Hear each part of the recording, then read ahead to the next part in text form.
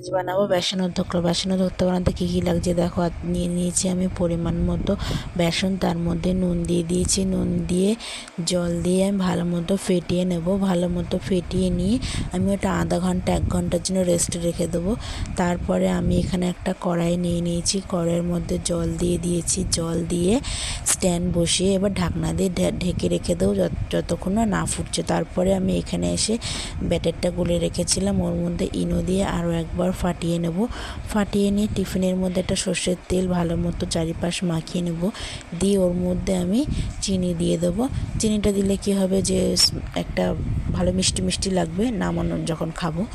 তো তারপরে দেখো ব্যাটারটা আমি ঢেলে দিয়েছি, জল ফুটে গেছে। আমি টিফিনটা বসিয়ে দিচ্ছি। টিফিনটা বসিয়ে দেওয়ার পর 20 মিনিটের জন্য রেস্টে রেখে দেবো হওয়ার জন্য। হয়ে গেলে নামিয়ে ঢাকনা খুলে চেক করব কাঠি দিচ্ছে হয়েছে কি না। তারপরে কাঠিতে কিন্তু লাগেনি, দেখো ভালো মতো হয়ে গেছে কেটে। এবার আমি যে ফোড়নটা দেবো হচ্ছে একটা বাটিতে সর্ষের তেল, শুকনো লঙ্কা আর কারি পাতা দিয়ে নামিয়ে এবার পরিবেশন করা ধোকলা। ভিডিওটা যদি ভালো লাগে তাকে অবশ্যই লাইক, কমেন্ট, শেয়ার, সাবস্ক্রাইব। আজকের মতো টাটা, বাই।